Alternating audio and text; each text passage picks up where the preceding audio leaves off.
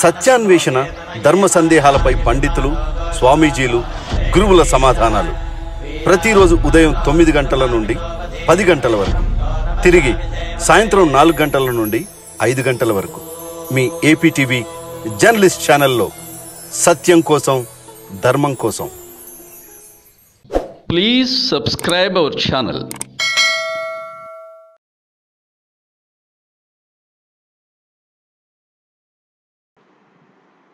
శబరిమల అయ్యప్ప ఆలయం 7 నెలల తర్వాత అక్టోబర్ 16 నుంచి భక్తుల దర్శనార్థం మళ్లీ తెరవబోతుందన్న వార్త లక్షలాది మంది భక్తులకు ఆనందం కలిగించే విషయమే.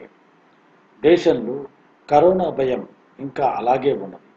ఎన్నో ఆశలు పెట్టుకున్న వ్యాక్సిన్ ఇంకా మార్కెట్లోకి రానేలేదు. అయినప్పటికీ తిరుమల తిరుపతి దేవస్థానం లాగానే ట్రావెన్కోర్ దేవస్వం బోర్డు టీడీబీ శబరిమల ఆలయాన్ని భక్తుల కోసం తెరవబోతున్నది. నెలవారీగా 5 రోజుల పూజలకు భక్తులను అనుమతించబోతున్నారు. అయితే కరోనా నేపథ్యంలో అనేక ఆంక్షలు, పరిమితులు తప్పవు. ట్రావెన్కోర్ దేవస్వం బోర్డు టీడీబీ ఇప్పటికే కొన్ని మార్గదర్శకాలను విడుదల చేసింది. ఆంక్షలు మాత్రం కఠినంగానే అమలు చేస్తారు. రోజుకి 250 మంది భక్తులను మాత్రమే దర్శనానికి అనుమతిస్తారు. దర్శనానికి వెళ్లే ముందు భక్తులు తమ పేర్లను రిజిస్టర్ చేయించుకోవాలి. అంతేకాదు, పంపా నది తీరానికి చేరడానికి 48 గంటల ముందు భక్తులు కోవిడ్ టెస్ట్లో నెగిటివ్ వచ్చినట్లుగా ధృవీకరణ పత్రాన్ని చూపించాల్సి ఉంటుంది.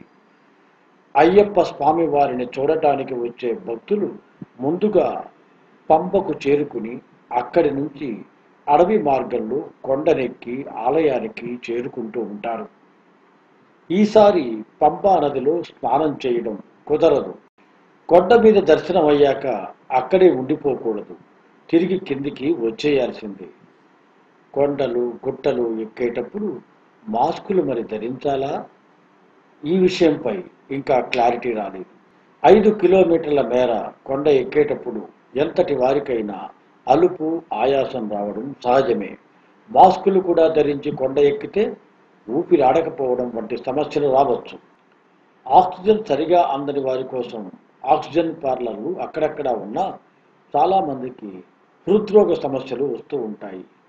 కిందటేడాది హార్ట్ ప్రాబ్లమ్స్ వల్ల 30 మంది మరణించారు. మార్చి 18 అంటే దేశమంతటా లాక్డౌన్ ప్రకటించడానికి కొద్ది రోజుల ముందు శబరిమల ఆలయ తలుపులు భక్తుల సందర్శనాలు లేకుండా మూసివేశారు. జూన్ నెలలో దర్శనాలను తిరిగి ప్రారంభించాలని అనుకున్నప్పటికీ కొన్ని సంస్థలు, అలాగే ప్రధాన అర్చక స్వామి తంత్రి వ్యతిరేకించడంతో బోర్డు వెనకడుగు వేసింది. మన దేశంలో అత్యధిక ఆదాయం వనగూరుతున్న ఆలయాలలో శబరిమల కూడా ఒకటి. శబరిమల నుంచి వచ్చే ఆదాయాన్ని చిన్న చిన్న ఆలయాల ఖర్చులకి, టీడీబీ ఉద్యోగుల జీతాలకు వెచ్చిస్తూ ఉంటారు. సుమారు 3500 మంది ఉద్యోగులున్నారు. నవంబర్లో దీక్షా సమయంలో భక్తుల తాకిడి ఎక్కువగా ఉంటుంది. ఎప్పటికప్పుడు పరిస్థితిని అంచనా వేసి ఆంక్షల విషయంలో నిర్ణయాలు తీసుకుంటారు. కిందటేడాది దీక్షా కాలంలో ఆలయానికి వచ్చిన ఆదాయం ఎంతో తెలుసా? 263,57,00,000 రూపాయలు. ఇంత ఆదాయంలో ఎక్కువ భాగం దేనివల్ల వస్తుందంటే అరవణ పాయసం ప్రసాద అమ్మకాల వల్ల. నల్లగా ఉండే ఈ పాయసాన్ని బియ్యం, బెల్లం, నెయ్యితో చేస్తారు.